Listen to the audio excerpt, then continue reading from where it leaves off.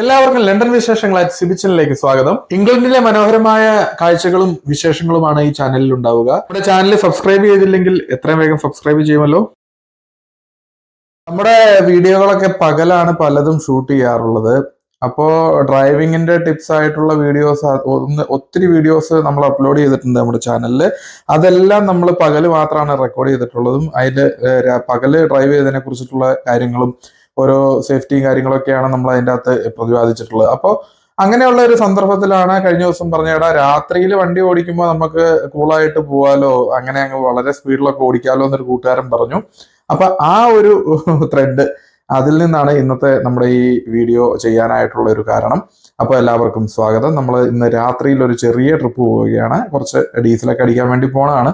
അപ്പോൾ ആ ഡീസൽ അടിക്കുന്ന രീതികളും അതുപോലെ തന്നെ നമ്മളൊരു ഗ്രാമത്തേക്കൂടെ വണ്ടി ഓടിക്കുമ്പോഴുള്ള രീതികളും രാത്രിയിൽ ഓടിക്കുമ്പോൾ ചെയ്യേണ്ട പ്രിക്കോഷൻസ്, എന്തെല്ലാം പ്രിക്കോഷൻസ് ആണ് നമ്മൾ എടുക്കേണ്ടത്, അങ്ങനെയുള്ള കാര്യങ്ങളെ കുറിച്ചിട്ടൊക്കെയാണ് ഇന്നത്തെ ഈ വീഡിയോയിൽ പറയാൻ ഉദ്ദേശിക്കുന്നത്. നമ്മുടെ ഡ്രൈവിംഗ് റിലേറ്റഡ് എല്ലാ വീഡിയോസിലും പറയാറുള്ള പോലെ തന്നെ ക്ഷമയോടുകൂടി വാഹനം ഓടിക്കുക എന്നുള്ളതാണ് ഏറ്റവും സുരക്ഷിതമായിട്ടുള്ള ഡ്രൈവിങ്. അപ്പോൾ നിങ്ങൾ നോക്കിയാണ് വലത് സൈഡിൽ ഒരു വണ്ടി കാത്തു നിൽക്കണുണ്ടോ, രാത്രി ആയിക്കോട്ടെ വേറെ വാഹനങ്ങളൊന്നും ഇല്ല എന്നായിക്കോട്ടെ, പക്ഷെ ഗീവേ സൈനുകൾ, സിഗ്നേച്ചർ അങ്ങനെയുള്ള പോയിന്റുകൾ ഉണ്ടെങ്കിൽ നമ്മൾ അവിടെ കാത്തു നിൽക്കേണ്ടതായിട്ടുണ്ട്. അതുപോലെ തന്നെ ഈ സെൻട്രിൽ കൂടെ കാണുന്ന മാർക്കിങ്ങുകൾ ക്രോസ് ചെയ്ത് നമ്മൾ അപ്പുറത്തോട്ടോ ഇപ്പുറത്തോട്ടോ പോകരുത്. അപ്പോൾ അതുപോലെ തന്നെ സിഗ്നലുകളെ നമ്മൾ കൃത്യമായിട്ട് പാലിക്കണം. ഈ രാത്രിയിൽ നൈറ്റ് വ്യൂയിങ് ഉള്ള ക്യാമറകളാണ് എല്ലായിടത്തും സ്ഥാപിച്ചിട്ടുള്ളത്. രാത്രി ആയതുകൊണ്ട് തെറ്റുകൾ ചെയ്യാമെന്നുള്ള ഒരു മോഹത്തോടു കൂടി നമ്മൾ വാഹനമായിട്ട് റോഡിൽ ഇറങ്ങരുത്. പകലിനേക്കാളും കൂടുതലായിട്ട് അപകടങ്ങൾ വരാനുള്ള ചാൻസസ് രാത്രിയിലാണ്. കാരണം ഈ പെഡസ്ട്രിയൻ ആയിട്ടുള്ളവരും നടന്നു പോകുന്നവരും അതുപോലെ തന്നെ ബൈക്ക് റൈഡ് ചെയ്യുന്നവരും ഒക്കെ റോഡിലേക്ക് ചിലപ്പോൾ സഡൻ ആയിട്ട് ചാടാനൊക്കെ ഉള്ള ചാൻസസ് ഉണ്ട്. അതുപോലെ തന്നെ നമ്മൾ ശ്രദ്ധിക്കേണ്ട ഒരു കാര്യമാണ് സ്പീഡ് ലിമിറ്റ്. നമുക്ക് തന്നിരിക്കുന്ന മാക്സിമം സ്പീഡ് ലിമിറ്റ് ഇപ്പൊ ഈ പോകുന്ന റോഡിൽ 50 മൈലാണ് മാക്സിമം സ്പീഡ് ലിമിറ്റ്. 50 മൈൽ സ്പീഡിനേക്കാളും കൂടുതൽ നമുക്ക് ഇപ്പോൾ പോകാൻ കഴിയും. കാരണം നമ്മുടെ വണ്ടി ഫ്രണ്ടിൽ ഒരൊറ്റ വണ്ടി പോലും ഇല്ല. അപ്പൊ അത്രയും ഫ്രീ ആയിട്ട് കിടക്കുന്ന റോഡിൽ നമ്മൾ 50 മൈല് തന്നെ മെയിൻറ്റെയിൻ ചെയ്ത് പോകണം. അല്ലെങ്കിൽ 30 മൈലാണ് ലിമിറ്റെങ്കിൽ 30 മൈൽ തന്നെ സ്പീഡ് ലിമിറ്റുകൾക്കുള്ള പോസ്റ്ററുകളുണ്ട്. അത് നമ്മൾ കൃത്യമായിട്ട് പാലിക്കണം. അതുപോലെ തന്നെ രാത്രിയാണെന്ന് കരുതി വേറെ വാഹനങ്ങളില്ലാന്ന് കരുതി ഇൻഡിക്കേറ്ററുകൾ ഇടാൻ മറക്കരുത്. കൃത്യമായിട്ട് ഇൻഡിക്കേറ്ററുകൾ ഇട്ട് തന്നെ നമ്മൾ തിരിക്കണം. കാരണം നമ്മൾ ഒരു സെക്കൻഡ് വൈകണം, ആ സെക്കൻഡിലായിരിക്കും വേറൊരു വാഹനം ചിലപ്പോൾ പല സ്ഥലത്തുനിന്നും പല റോഡുകളിൽ നിന്നും കയറി വരുന്നത്. അപ്പൊ അതുകൊണ്ട് തന്നെ അപകടങ്ങൾ ഉണ്ടാവാതിരിക്കാൻ വേണ്ടി മാക്സിമം സൂക്ഷിച്ചേ വാഹനം ഓടിക്കാവുള്ളൂ. അതുപോലെ തന്നെ നമ്മൾ ഹൈ ബീം ലൈറ്റുകൾ, ലോ ബീം ലൈറ്റുകൾ, അത് ഏത് ബീമാണ് പ്രവർത്തിപ്പിക്കേണ്ടതെന്ന് കൃത്യമായിട്ട് പഠിച്ചിരിക്കണം. ഏതെല്ലാം കണ്ടീഷനുകളിലാണ് നമ്മൾ ഓവർടേക്ക് ചെയ്യാൻ പാടുള്ള സ്ഥലങ്ങളിൽ മാത്രം രാത്രിയിൽ ഓവർടേക്ക് ചെയ്യാനായിട്ട് ശ്രമിക്കുക. അല്ലാത്ത പക്ഷം നമ്മൾ ഈ സെൻറ്ററിൽ കാണുന്ന സെൻറ്റർ സെപ്പറേഷൻ ലൈനിൻ്റെ നമ്മുടെ ട്രാക്കിലൂടെ മാത്രം വാഹനം ഓടിക്കാൻ വേണ്ടിയിട്ട് ശ്രമിക്കുക. അതുപോലെ തന്നെ നമ്മൾ ഈ റൗണ്ട് അബൌട്ടുകളൊക്കെ അപ്രോച്ച് ചെയ്യുമ്പോൾ നമുക്ക് കൃത്യമായിട്ട് നമ്മൾ റൈറ്റ് സൈഡിൽ മാത്രം നോക്കിയല്ല കയറാവുള്ളൂ. മറ്റേതെങ്കിലും സൈഡിൽ നിന്ന് രാത്രിയാണ്, വാഹനങ്ങളില്ല, ലൈറ്റൊന്നും ഇല്ലല്ലോ എന്ന് കരുതി ചിലപ്പോൾ വല്ല പാർക്ക് ലൈറ്റൊക്കെ ഓഫായിട്ട് ഏതെങ്കിലും വണ്ടികൾ ഓടിക്കുന്നുണ്ടെങ്കിൽ എക്സ്ട്രാ കെയർ എടുത്തിട്ട് മാത്രമേ നമ്മൾ ഓടിക്കാവുള്ളൂ. പകലിനേക്കാളും അപകടം നിറഞ്ഞ സംഭവം രാത്രി തന്നെയാണ് വാഹനം ഓടിക്കാനായിട്ട്. ഇൻ കേസ് അങ്ങനെ പോണ വഴിയിൽ നമുക്ക് വഴി തെറ്റിയെന്ന് കരുതുക. അങ്ങനെ വഴി തെറ്റി കഴിഞ്ഞാൽ അവിടെ ഇട്ടിട്ട് തെറ്റി രാത്രിയല്ലേ ആരും കാണുമല്ലോ എന്ന് കരുതി നമ്മൾ യു ടേൺ ഒന്നും എടുക്കാൻ വേണ്ടി ശ്രമിക്കരുത്. നമുക്ക് അലൗഡ് ചെയ്തിരിക്കുന്ന സ്ഥലത്ത് മാത്രം പാർക്ക് ചെയ്യാൻ ശ്രമിക്കുക. അതുപോലെ തന്നെ നമുക്ക് അലൗ ചെയ്തിരിക്കുന്ന ഭാഗത്തേക്കൂടെ മാത്രം യാത്ര ചെയ്യാനായിട്ട് ശ്രമിക്കുക. അതുപോലെ ഹൈ ബീം നമുക്ക് കിട്ടേണ്ട സാഹചര്യങ്ങളിൽ മാത്രം ഹൈ ബീം ഇട്ട് യാത്ര ചെയ്യാൻ ശ്രമിക്കുക. ഇൻ കേസ് സിഗ്നലിലൊക്കെ നമ്മൾ കാത്തു കിടക്കുന്ന സന്ദർഭം ഉണ്ടല്ലോ, ഓരോ സിഗ്നൽ കിട്ടാൻ വേണ്ടിയിട്ട്. അപ്പൊ നമ്മുടെ ഫ്രണ്ടിൽ വാഹനങ്ങൾ ഉണ്ടെങ്കിൽ അവരുമായിട്ട് പാലിക്കേണ്ട കൃത്യമായിട്ടുള്ള അകലങ്ങളുണ്ട്, അത് പാലിക്കുക. രാത്രിയിലാണെങ്കിലും പകലാണെങ്കിലും ഇങ്ങനെയുള്ള സീബ്ര ക്രോസിങ്ങുകൾ, ഈ ബ്ലിങ്കിങ് ലൈറ്റുകൾ കാണുന്ന സീബ്ര ക്രോസിങ്ങുകൾ കാണുമ്പോൾ തന്നെ നമ്മൾ അവിടെ ഒരു പെഡസ്ട്രിയനാണ് എപ്പോഴും പ്രയോറിറ്റി. നമുക്ക് ഒരു പ്രയോറിറ്റി ഇല്ല. ഏതെങ്കിലും ഒരു വ്യക്തി അതിലെ ക്രോസ് ചെയ്യാനായിട്ട് പ്ലാൻ ചെയ്യുന്നുണ്ടെങ്കിൽ അവർ കടന്നതിന് ശേഷം മാത്രം നമ്മൾ വാഹനത്തെ കൊണ്ടുപോകാനായിട്ട് ശ്രമിക്കുക. രാത്രിയാണല്ലോ എന്ന് കരുതിയിട്ട് നമുക്ക് തോന്നിയ പാടെ ഏതെങ്കിലും ഒരു മൂലയ്ക്ക് കൊണ്ടുവന്ന് പാർക്ക് ചെയ്തിട്ട് കടയിൽ പോകാനോ, അല്ലെങ്കിൽ ഏതെങ്കിലും റോഡിനോട് സൈഡ് ചേർത്ത് നിർത്താനോ, അല്ലെങ്കിൽ ഡ്രോപ്പ് ഓഫ് ഉള്ളിടത്ത് കൊണ്ടുവന്ന് കൂടുതൽ സമയം പാർക്ക് ചെയ്തിട്ട് പോകാനോ, അങ്ങനെയൊന്നുമുള്ള കാര്യങ്ങൾ നമ്മൾ രാത്രിയുടെ മറവിൽ ചെയ്യുന്ന അല്ലെങ്കിൽ ചെയ്യാൻ മനസ്സിലുള്ള ആ കള്ളത്തരങ്ങളൊന്നും നമ്മൾ ഇവിടെ ചെയ്യാനായിട്ട് ശ്രമിക്കരുത്. പാർക്കിംഗ് നമുക്ക് തന്നിരിക്കുന്ന അതത് സ്ലോട്ടുകളിൽ, ഇനി നമ്മൾ രാത്രിയാണല്ലോ ഹാൻഡിക്യാപ്ഡ് ആയിട്ടുള്ള ആളുകൾ വരില്ലല്ലോ എന്ന് കരുതി ബ്ലൂ ബാഡ്ജ് ഉള്ള സ്ഥലത്തൊക്കെ കൊണ്ടുവന്ന് പാർക്ക് ചെയ്യാൻ വേണ്ടിയിട്ട് ശ്രമിക്കരുത്. അങ്ങനെ പാർക്ക് ചെയ്യാനായിട്ട് ശ്രമിച്ചു കഴിഞ്ഞാൽ ചിലപ്പോൾ ആ സമയത്തായിരിക്കും ഏതെങ്കിലും ഒരു ബ്ലൂ ബാഡ്ജുകാരൻ അവിടെ വരുന്നത്. അദ്ദേഹത്തിന് പാർക്ക് ചെയ്യാൻ പറ്റണില്ലെങ്കിൽ ഒരു ഫോട്ടോ എടുത്ത് പോലീസിലേക്ക് അയച്ചു കൊടുത്തു കഴിഞ്ഞാൽ നമുക്ക് ഫൈൻ അടയ്ക്കേണ്ടതായിട്ട് വരും. നമുക്ക് അലവ് ചെയ്യാത്ത ഒരു സ്ഥലത്ത് നമ്മൾ നമ്മുടേതായിട്ടുള്ള രീതിയിൽ മസിൽ പവർ ഇവിടെ കാണിക്കാൻ ശ്രമിക്കരുത്. ഫൈൻ അടച്ച് മുടിയും. അപ്പോൾ നമ്മൾ എന്നാ പറയുക, നമുക്ക് അത്യാവശ്യം വേണ്ട കുറച്ച് സാധനങ്ങൾ മേടിച്ചു. അതിനുശേഷം നമ്മൾ ഇനി ഡീസൽ അടിക്കണം. അപ്പോൾ ഡീസൽ അടിക്കാനായിട്ട് നമ്മൾ നമ്മുടെ നാട്ടിലെ പോലെ പമ്പിൽ പോയി അവിടുത്തെ പമ്പിലുള്ള സെയിൽസ്മാൻ നമുക്ക് അടിച്ചു തരിക, നമ്മൾ പൈസ അവർക്ക് കയ്യിൽ എണ്ണി കൊടുക്കുക, അല്ലെങ്കിൽ അവർക്ക് ATM കാർഡ് ഉപയോഗിച്ച് ടാപ്പ് ചെയ്ത് കൊടുക്കുക, അങ്ങനെയുള്ള ഒരു രീതി ഇവിടെ ഇല്ല. ഏത് പമ്പുകളിലാണെങ്കിലും നമുക്ക് കാറ്റടിക്കാനുള്ള സൗകര്യം ഉണ്ടാവും, ഒരു വാക്വം ക്ലീനർ ഉണ്ടാവും, പിന്നെ ചില പമ്പുകൾക്ക് ശേഷം സർവീസ് സ്റ്റേഷനുകൾ ഉണ്ടാവും ഓട്ടോമാറ്റിക് ആയിട്ടുള്ളത്. അതുപോലെ തന്നെ നമ്മൾ ഡീസൽ അടിക്കേണ്ടത് നമ്മൾ സ്വന്തം അടിക്കണം.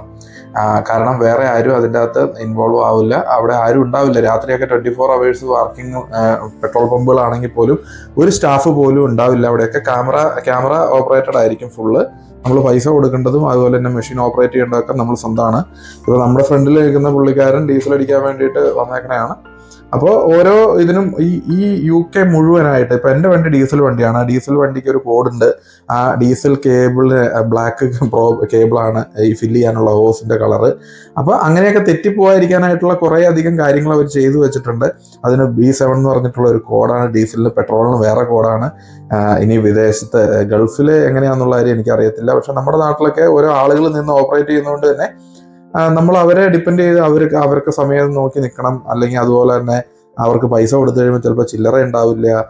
അങ്ങനെ ഒച്ചപ്പാട് ബഹളം അങ്ങനെയുള്ള കാര്യങ്ങളൊന്നുമില്ല. ഒരാൾ അടിച്ച് പോയതിന് ശേഷം മാത്രമേ അടുത്ത ആളെ അടിക്കാനായിട്ട് അവിടേക്ക് കയറുള്ളൂ. അയാളുടെ പുറകെ പോയി ഹോൺ അടിക്കാനോ ഒച്ചപ്പാടുണ്ടാക്കാനോ അതിനൊന്നും ഇവിടെ ആരും മുതിരാറില്ല. അതൊന്നും ചെയ്യാനും പാടില്ല. നിയമപരമായിട്ട് അത് ചെയ്യാൻ പാടില്ല. അതുകൊണ്ട് തന്നെ ഇവിടെ ആരും അത് ചെയ്യാൻ ശ്രമിക്കണമില്ല. പെട്രോൾ പമ്പുകളിൽ ഒന്നും നമുക്ക് ക്യാഷ് അക്സെപ്റ്റ് ചെയ്യില്ല കേട്ടോ ഈ രാത്രി സമയങ്ങളിലൊന്നും. കാരണം നമ്മൾ കാർഡ് മാത്രമാണല്ലോ. ഈ പെട്രോൾ കിയോസ്ക് ഉണ്ടല്ലോ, ആ കിയോസ്കിൽ നമുക്ക് നമ്മുടെ കാർഡ് അങ്ങ് ഇൻസേർട്ട് ചെയ്യുക. അതിനുശേഷം എത്ര എമൗണ്ടിന് അടയ്ക്കേണ്ടതെന്ന് വെച്ചാൽ അത്ര എമൗണ്ട് അടിക്കുക. അത് കഴിഞ്ഞാൽ നോസിൽ എടുത്ത് നമ്മൾ തന്നെ സ്വന്തം അടിക്കുക. നമുക്ക് ഇടാനായിട്ടൊരു ഹാൻഡ് ഗ്ലൗസ് അവിടെ വെച്ചിട്ടുണ്ടാവും. അതുപോലെ ടിഷ്യൂ പേപ്പറുകൾ അവിടെ വെച്ചിട്ടുണ്ടാവും, കൈ തുടയ്ക്കാനൊക്കെ ആയിട്ട് ഇൻ കേസ് ഡീസലിൽ നമ്മുടെ കയ്യിൽ ഡീസൽ പറ്റിയിട്ടുണ്ടെങ്കിൽ. അപ്പോൾ അങ്ങനെയൊക്കെയുള്ള സൗകര്യങ്ങൾ ഇവിടെ കസ്റ്റമറാണ് ഫസ്റ്റ് രാജാവ്. അപ്പോൾ ആ കസ്റ്റമറിന് വേണ്ട സർവീസിന് വേണ്ടിയിട്ടുള്ള എല്ലാ കാര്യങ്ങളും പമ്പിൽ തന്നെ വെച്ചിട്ടുണ്ടാവും.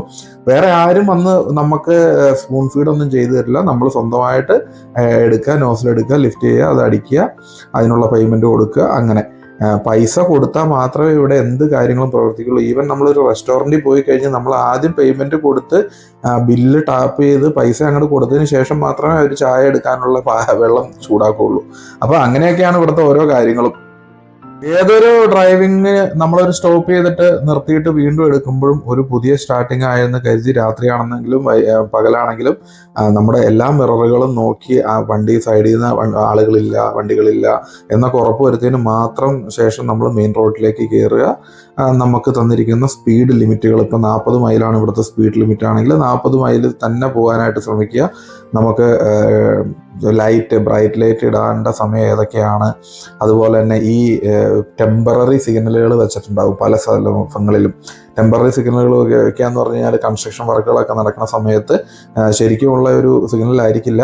പക്ഷെ നമ്മുടെ ലൈനിൽ നമ്മൾ വണ്ടി അങ്ങ് ചെല്ലണ സമയത്ത് നമുക്ക് അവർ വാണിംഗ് തരും. നിങ്ങൾ ഈ ഒരു ബോർഡിൻ്റെ അകത്ത് ഇൻഡിക്കേഷൻ കാണുന്ന അനുസരിച്ച് മാത്രം മൂവ് ചെയ്യുക എന്ന് പറഞ്ഞ് ടെമ്പററി ആയിട്ട് സിഗ്നൽ വെച്ചിട്ടുണ്ടാവും. എന്നത്തെയും പോലെ എല്ലാ യാത്രകളും നമ്മൾ വന്ന് അവസാനിക്കുന്നത് ഈ മക്ഡൊണാൾഡ്സിലായിരിക്കും. അപ്പോൾ ഇവിടെ വന്നിട്ട് ഒരു ചെറിയ ബർഗറും മേടിച്ച് കഴിച്ചിട്ട് രാത്രി നമ്മൾ വീണ്ടും തിരിച്ച് വീട്ടിലേക്ക് പോവുകയാണ്. അപ്പോൾ പല സ്ഥലത്തും നമ്മൾ ശ്രദ്ധിക്കേണ്ടത് എന്താണെന്ന് വെച്ച് കഴിഞ്ഞാൽ നൈറ്റ് വ്യൂവിംഗ് ഉള്ള ക്യാമറകളാണ് നമുക്ക് വെച്ചിട്ടുണ്ടാവുക.